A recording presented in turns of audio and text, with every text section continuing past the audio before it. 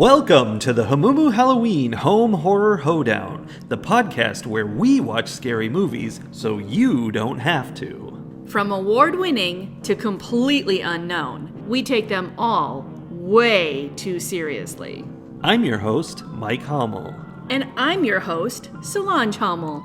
Now, warning, we use a ghoulish number of spoilers, so watch the movies first. Second warning, we don't know anything about anything, so don't take us seriously as we take these movies seriously. So far, this season of Hamumu Halloween Home Horror Hoedown, we have watched like 50 movies from 2022. Like 50 movies. And a bunch of... Yeah, and a bunch of 2020s and 2021. Like, it's been super current. We've been in a very modern mood. So, we said no to that. Let's go to even before I was born. This is way back. That's way back. Like, were there dinosaurs then? There were no dinosaurs. Yeah, I just Googled horror movies from the 70s. And you came up with The Wicker Man from 1973.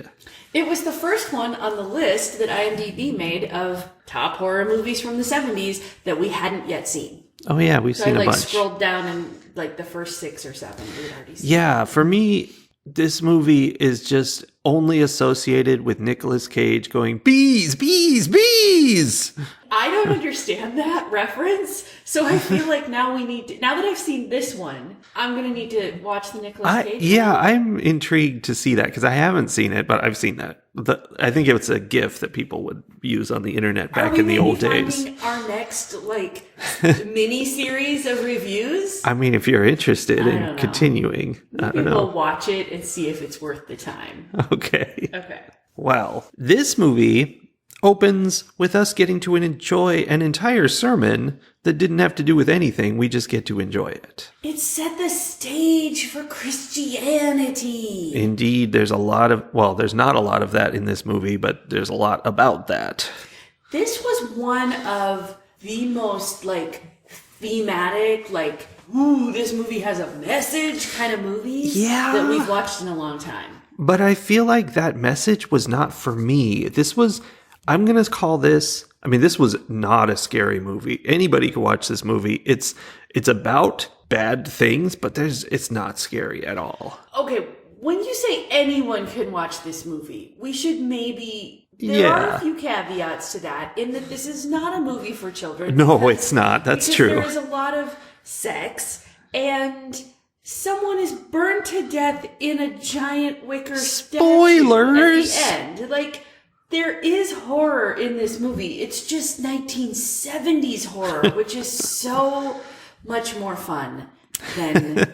it was good. I enjoyed this movie. I'm going to be very upfront about that. Okay. Yeah, I'm bothered by the fact that this movie is called The Wicker Man when the Wicker Man shows up in the last minute of the movie and is never even discussed before that. And I feel like the title is a spoiler. Yeah, but I mean, if you hear The Wicker Man, do you know what that means? Did you know what that meant? Yeah, well, I mean, I've heard of this movie and the remake many times throughout my life, so I don't know if that's where that all comes from. I didn't know what it meant.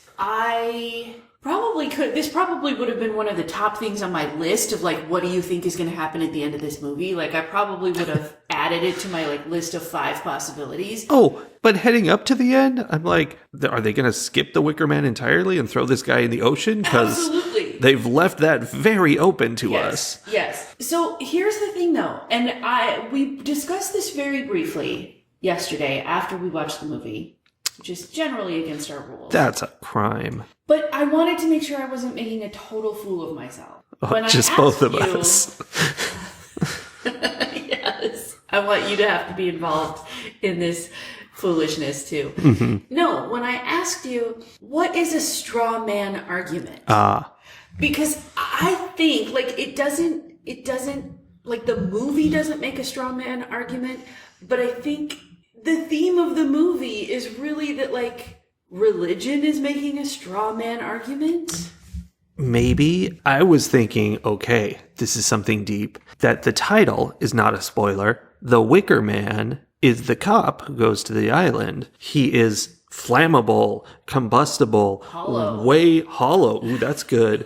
He's full of chickens. Just right on the edge of bursting, and he's got a pig in him for sure.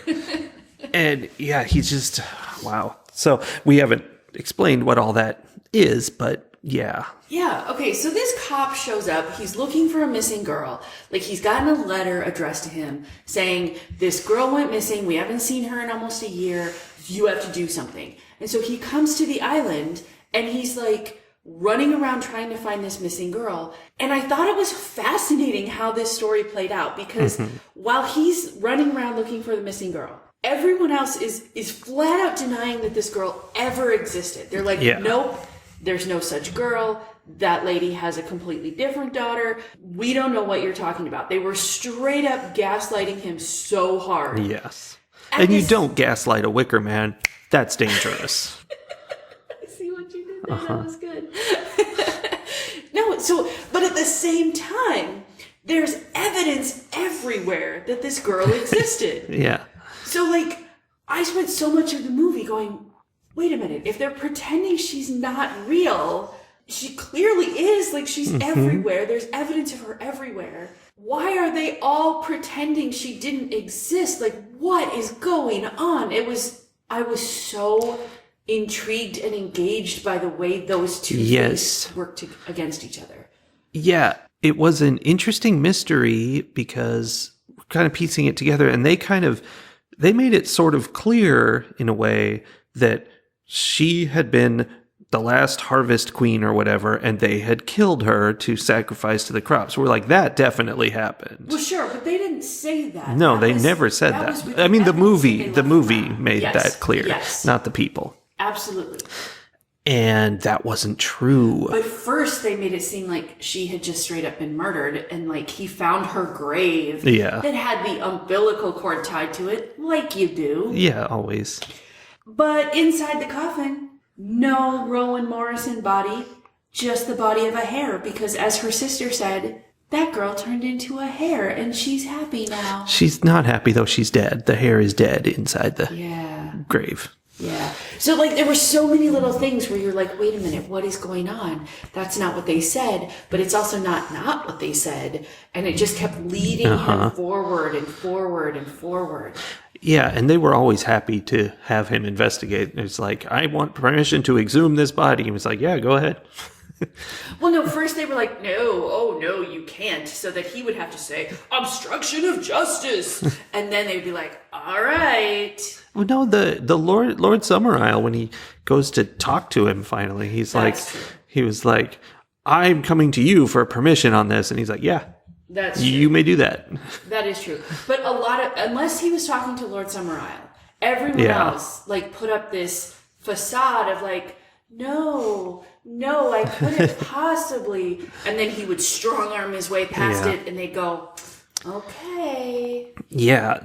So the ultimate resolution of this mystery was basically that they had controlled his every action with these kind of things to put him in this position so that they could use him as their fool, which is cool. I like the whole concept, but it has the same problem that every movie with that plot has, which is, including No Escape that we saw earlier this month, which is that you can't predict someone that well. Like, they did a lot of things where if you'd just done anything slightly different, it wouldn't have come out the way it did. And that always bothers me. Like, I think you could do that in a more real way where, you know, like sending him the letter. Yeah, that gets him there, acting like she doesn't exist, but there's evidence. So that's all good.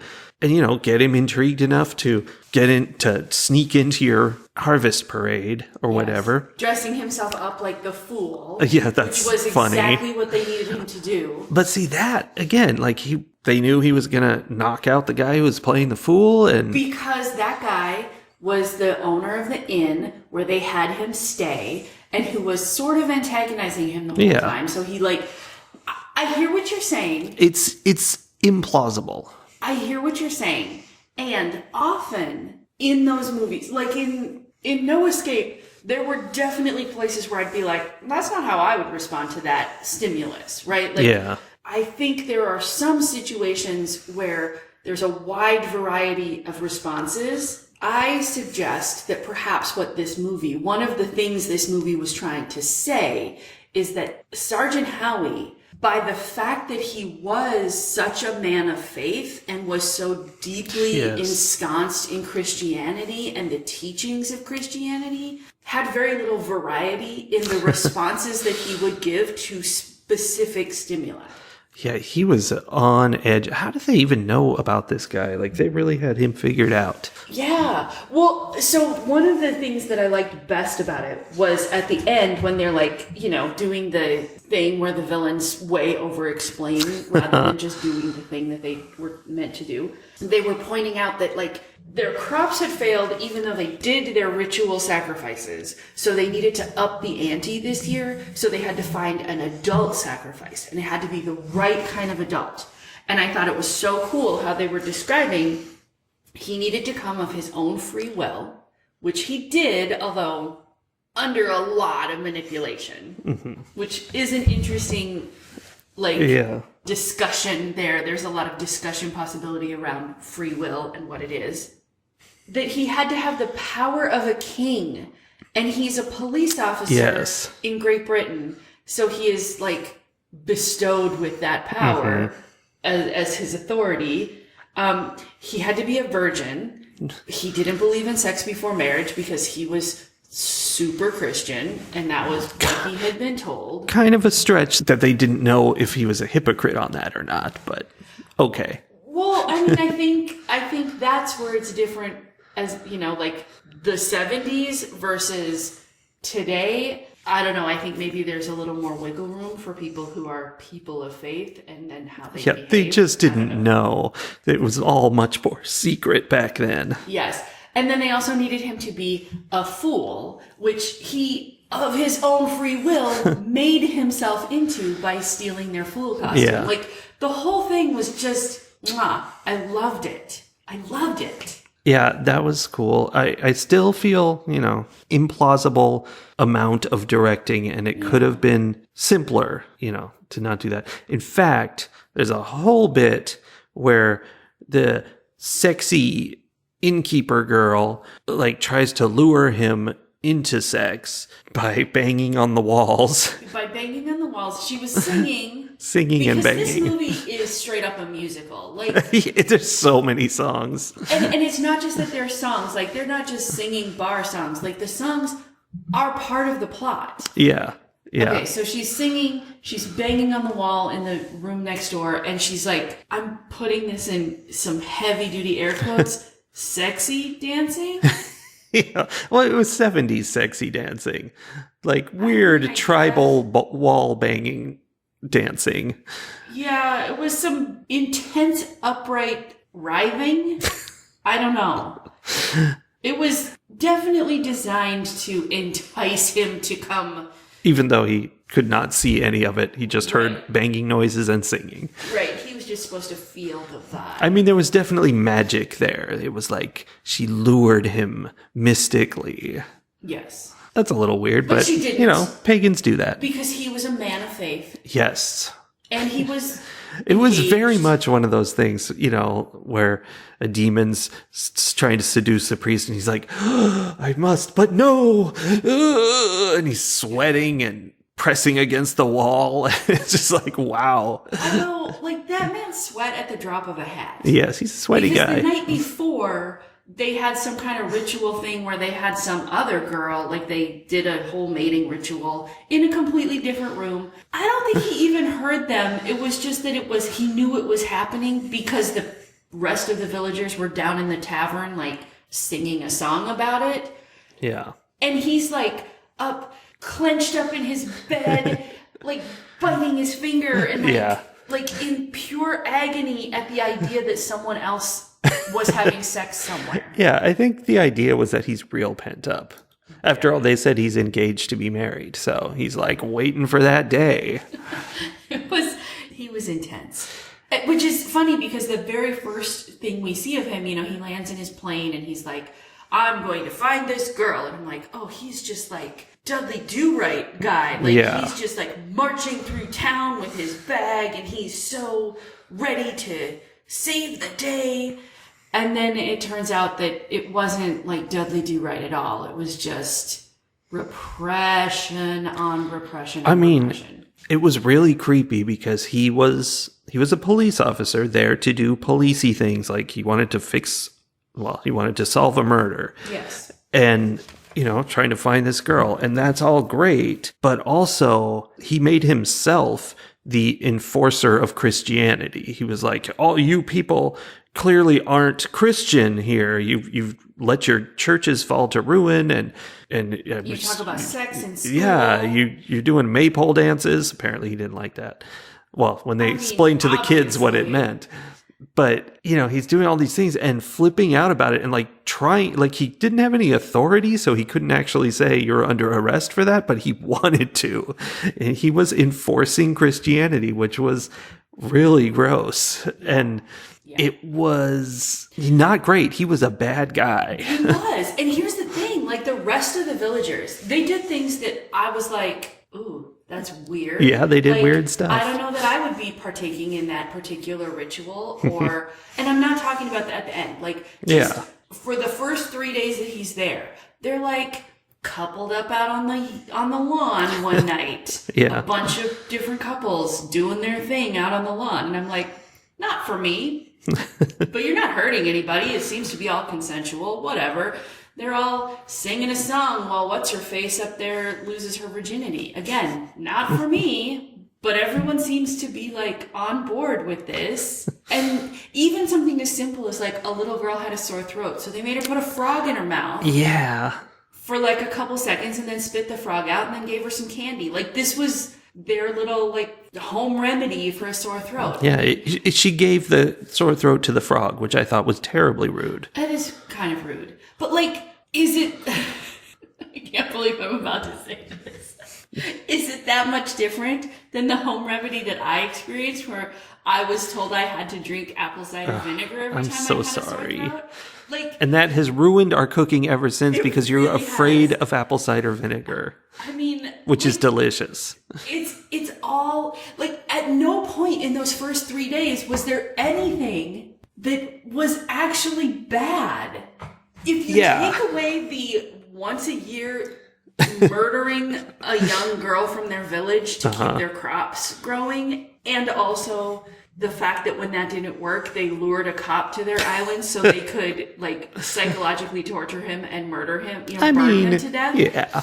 Like, if you take out that's not great. That one piece of their religion, the rest of it is just weird. Like, just it's unusual, it's odd, but it's not hurting anybody. Yeah. And in fact, was probably much healthier for everyone involved than most religious teachings.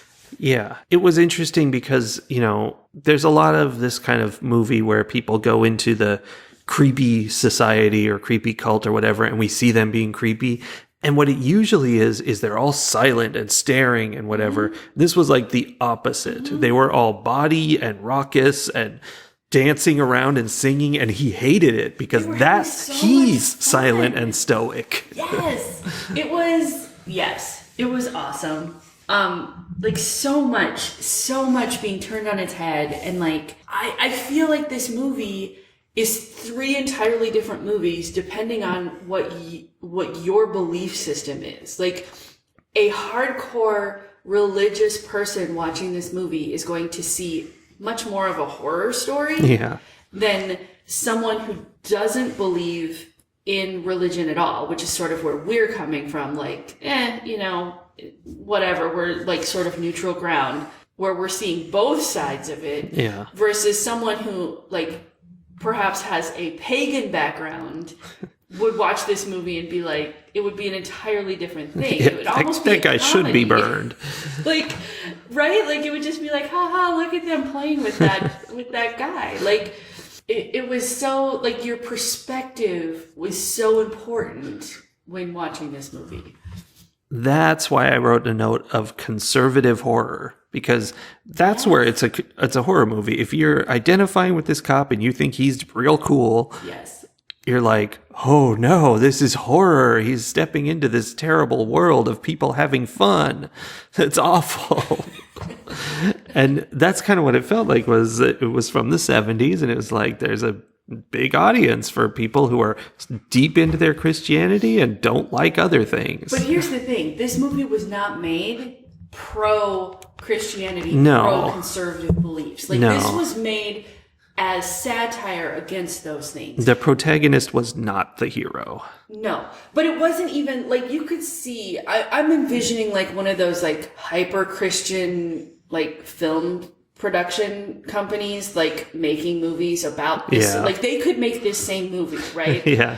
But in their movie, you wouldn't get that underlying sense of that the villagers are just a little off and different, but not bad. Yeah. Like, they would have been horrible and bad and, like, whatever. Like, they would have played up all that other stuff in a completely different way than the people who actually made this movie, who were very much making the point, these villagers are just, they're no different than any other small town community anywhere in the world, except that sometimes they murder people.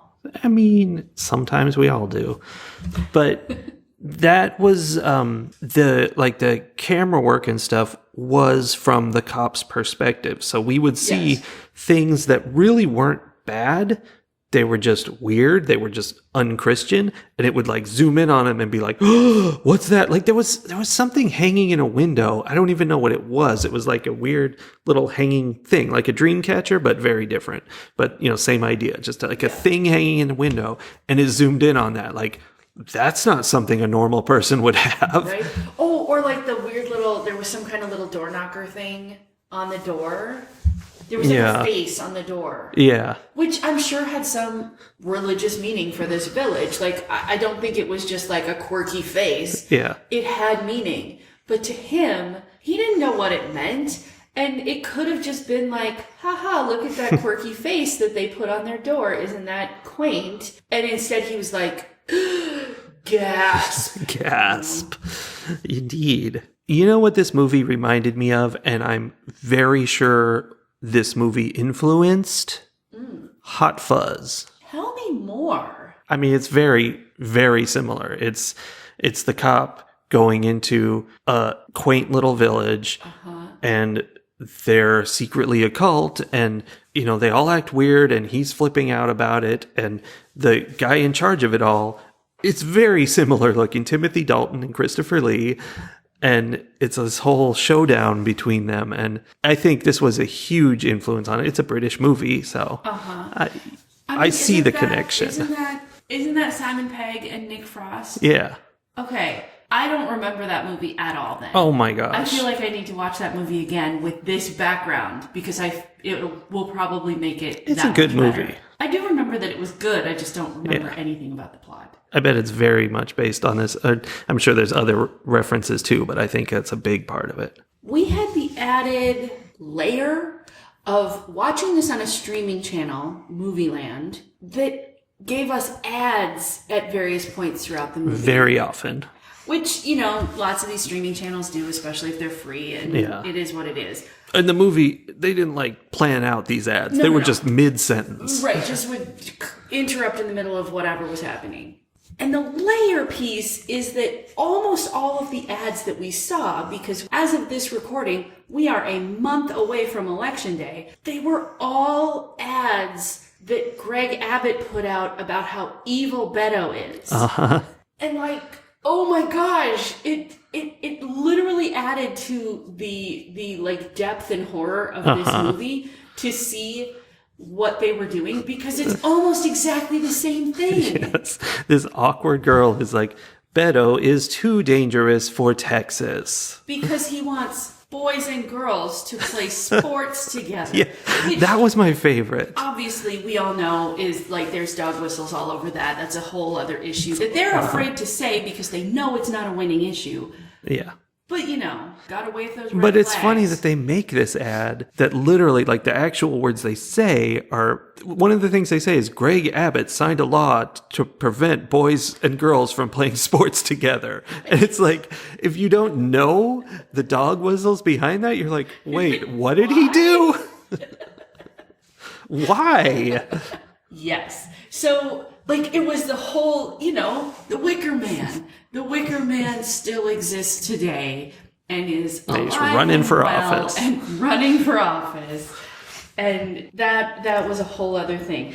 I would say, though, this movie is worth paying $3.99 or whatever you'd have to pay on some other channel to see it without ads. But then you missed that layer. I mean, right, there you do miss that layer. But maybe other people won't get the Abbott Beto ads that fit so nicely. Yeah, if you're in Texas, don't pay for it. The I have good running shoes ads were less less connected to the movie. Speaking of that, one of my notes is about how when Howie is running around town searching... In his good running shoes? His good running shoes. Searching for the missing girl, where he's decided it's his right to run in and out of every single person's private home and just tear open their cupboards and look in all, behind no warrants, all no nothing. Right. This is just the thing that he's allowed to do. That, perhaps because I kept seeing these dog whistle Abbott Beto ads, was definitely giving me, I can't tell your gender by looking at your clothes or your haircut, so I'll need you to prove that you're supposed to be in this girl's bathroom vibes. Yeah, that's so relatable. But I have two stories from that part of the movie that I loved. He's searching somebody's house, like he's going through their bedroom, and he sees on their bed there are two puppets in a suggestive pose together. Like, it's nothing. They're just regular puppets that happen to be stacked on top of each other. He looks at it and he slaps them down. He's like, no, that's not happening. No fornicating puppets allowed. That was good. But then the best one was he's going into these houses looking for the girl, and he goes and he looks behind the curtains in this house like she's going to be hiding behind the curtains, first of all. But that was funny. But then the funnier part is one of the curtains has a secret passage behind it. It's a stairway down into the depths. And he's looking at it and he's like, okay, she's probably not down there. And he moves on. He doesn't investigate the secret passageway. At all. What? Okay, but you're missing what was actually the best part of his searching the houses, which is that in one of the rooms, he walks into a bedroom and there's a wardrobe, and he opens the wardrobe and a girl's body falls out, sunk onto the floor, and he's like, oh. I'm sitting there watching going, oh my God, he really found Rowan. He found the dead body. What is happening? He's gently brushing her hair back from her face so he can see if this is who he's been looking for. This girl is just limp on the floor. There's red coming from her mouth. And as he pushes her hair back, she smiles and starts to laugh at him. And runs away. She straight up pranked him by pretending to be a dead body in a wardrobe. Yeah, that's pretty good. Brilliant. This is what happens when you give children free will and teach them what the world is really like. Yeah, kids with free will. They make clever jokes.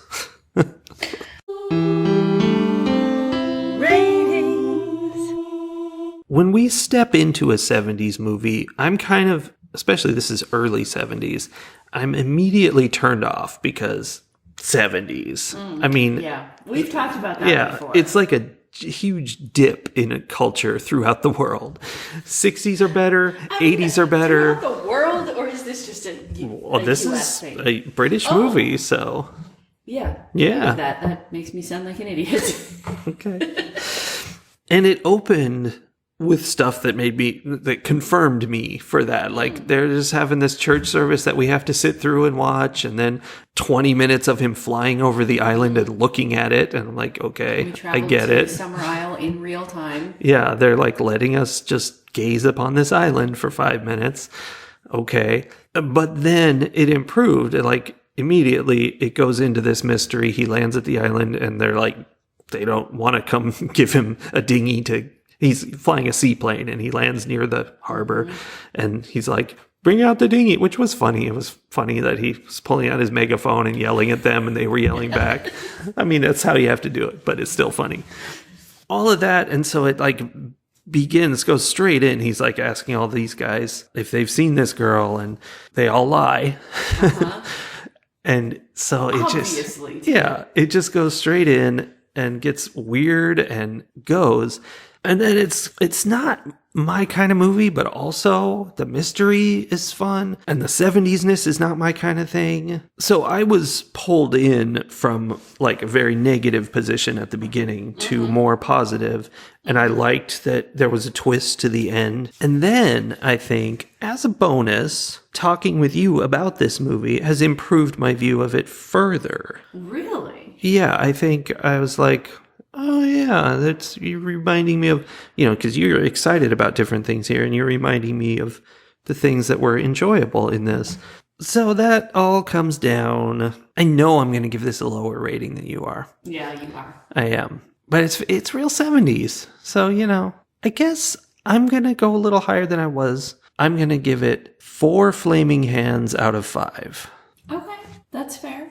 As you said, we have had not great experiences with movies from the 70s. Yes. A lot of them just don't hold up. Like the one, What Did They Do to You, Solange, or whatever it was called, was there were so many things where you're just like, oh, no. That was 70s. No. And people tend to excuse all of that by going, it was a different time. This movie is evidence that argument is garbage. This was much better in those respects, but it also had that 70s thing too. I mean, it had the 70s thing. They were in the 70s. They couldn't help it. That 70s aesthetic. Like, yes, we have evolved 50 years past that. Mm-hmm. And that had really very little that I would consider problematic as of today. Like, this movie, there were very few things where I'd be like, ooh, that would get canceled today. The movie makes some very strong, let people live the way they want to live points. So in that sense, it's actually very supportive of, today's transgender movement, right? Mm-hmm. Support. On the other hand, there was still a moment of, the person leading their parade is the man woman, which is... Well, I mean, that, all those parade elements, those were, real. That's, I think, what they really do for these things. Yes, I think so. And so, that's one of those things where I was like, Yeah. It wasn't as bad as I thought it would be. I thought it would be much more, mocking of the idea, and it wasn't. That was just the role. And it was actually played by Lord Summer Isle himself, and so it wasn't as bad. That was the one place where I was like, There were probably some other things that I didn't pick up on that I could have picked apart if I wanted to. But overall, compared to the way most 70s movies, I'm like, ooh, no, everything about this needs to be canceled. This one held up over 50 years in an amazing way. There were also moments where I'm like, so the script, the video work, the sets, everything had not a modern feel, but it didn't feel like I was watching a movie that was 50 years old. Yeah, it was well put together. Yeah, I'm very impressed by that. So yeah, all of that, awesome. I felt like this movie had so many layers to it, and it has so many little places where you can dig in and have this in-depth conversation. We could talk about this movie for several podcasts because we could just take different pieces and just go from there, which is kind of a very 60s, 70s, hippie vibe, right? Yeah. This island had a hippie vibe. It definitely did. And just the idea of going into these deeper conversations and trying to figure out how the world works and society and, all that. This movie is really good for that. I thought it was funny where it needed to be funny. I thought it was thought-provoking where it needed to be thought-provoking. I was not particularly horrified by it because I come from a fairly neutral stance in terms of religious beliefs. But like your point of saying conservative horror, like I could see where it would be terrifying for some people. And I can also appreciate it from my perspective of like, it's interesting that all of these things would be terrifying to someone. Like that's a place to sit and think. I think that's an interesting like 70s thing that they probably do sometimes nowadays, but it feels like a throwback, is this movie where nothing really scary happens during it. The scare is the very end where you're like, it turns out all of that was a plot and your mind is being twisted around. Yes. Like that would be super upsetting in real life. And so therefore that's what you're supposed to get out of it. Yes. The other thing that we didn't, like, I talked about a little bit, I feel like it could be, again, a whole other podcast. The hypocrisy of religion is so, like, just laid out and just, like, bared on the altar. Like, it's so interesting. And particularly at the end, where, like, this Christian police officer is just literally incensed at the idea that they would kill someone for their religious beliefs. And I'm like, dude, have you read a Bible? Yeah. Like, do you know anything about Christian history? Because, my friend, you're going to be, like, a little surprised. So there was that. And then there was him, like, in the Wicker Man, screaming to them that there is no sun god. Like, yeah, that was interesting. Again, my friend. My religion is super real and yours is not. Right? Like, it was so blatant. But he had the power of a king behind him. That's the thing. It's like, he's like, yes, everybody agrees with me, so shut up. Exactly. And so, like, it was so blatant, but it was also so well done. Like, it didn't feel like I was being whapped on the nose with a newspaper. It was built into the story in a way that was very interesting. And then the piece from this movie that got a star next to it in my notes was the quote that Lord Summerisle says to Sergeant Howie at the end when they're like explaining to him why he's got to go in the Wicker Guy. He says, "You have accepted the role of king for a day, and who but a fool would do that?" Yeah. And I was like, oh, yes. That is so relevant still to this day. That is an amazing quote. And again, watching Greg Abbott and Beto O'Rourke ads come up over and over again. Yeah. Like, they're both doing that. All the politicians are doing that. Yeah. It's foolish. Yeah, there were just so many layers, and it gave me goosebumps in so many different ways. And it was, just like this was my movie. Good. This movie was my jam. Yeah. As they say. They do. And as such, I am going to give this movie 5 flaming hands. I enjoyed it. I would probably watch it again. It's one that if I had people come over who were like, I don't really like scary movies, but like maybe a little scary, I would have them watch this movie because there's so much interesting stuff to talk about, and it's also so well done. Yeah. It's classic for a reason. Yeah, it's surprising. But would you watch it again if Nicolas Cage was the cop? So I am absolutely going to have to watch that because my curiosity is like just intense about how that all goes down and how this movie gets remade. But I am also 99.9% sure that I will be extremely disappointed. It should be interesting to see it put into a new era. And how does that work? Right? Because I don't think anything needs to change. Like, maybe they just remake it like scene for scene because it's still relevant to this day. Mm-hmm. Like, small towns everywhere are just like this. Yeah. We in the town where I grew up, they still every year dump a giant dump truck full of rocks in the middle of Main Street around the 4th of July so that people can pick agates out of a pile of rocks. Why? To please the agate lord. Right? Like, I have no idea. It's to keep the crops growing. Yeah. Keep the lake full. I mean, that's what it's always about. It's always about the crops. Yeah. So anyway, definitely would give this a 5. I think people should watch this movie. I think even if you don't love horror movies, this is a movie that you should watch if you enjoy any of the things that we've been talking about in terms of like thinking kinds of conversations. Yeah, it's not very horror-y, but it is a mystery. Yes. Fight the horror of a world gone mad. Obviously, I had so many political thoughts while watching this movie on so many different levels and facets. I cannot even begin to mention all of them in my hot political tip. So I'm just going to keep it brief because we've talked at length at this point. My hot political tip for you today is that it is pointless to argue with someone who has obsessive beliefs. Mm-hmm. And I'm not saying that, don't argue with people who believe in Christianity, because it's not that. This is not an anti-Christianity statement.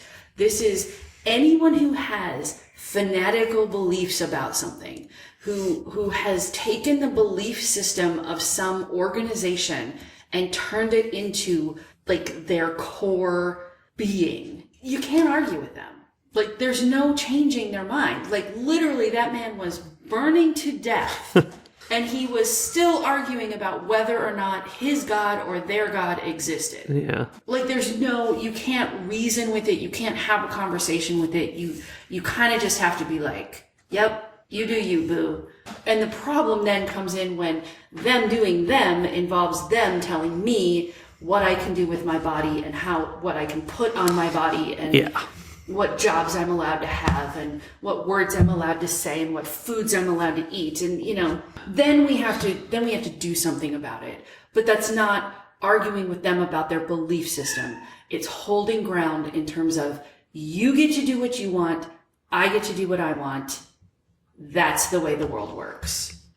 And we are dangerously close to that not being the way the world works. Very much so, which is ironic because in Iran, they're dangerously close to fixing that, I would say, although it's going to be real ugly along the way. Well, that's the thing. It gets ugly because when you're trying to protect freedom of belief from the fanatical beliefs of one group, it like you said, you can't reason. You can't argue with them. You have to, basically outnumber them, I guess. And so what that takes me to is vote.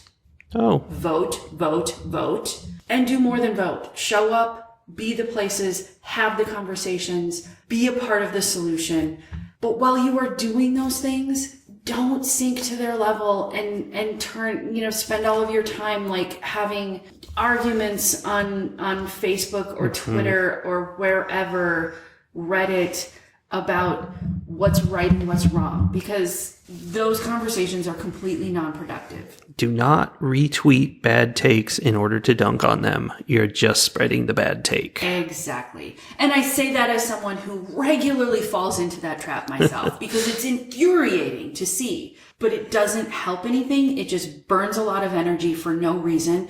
And you could better be directing that energy towards something productive, like getting other people elected and changing the world. Let's change it. Awesome. Starting with a movie next week that we'll tell you all about. Next week. Bye, everybody. Bye. Don't forget to call your elected representatives.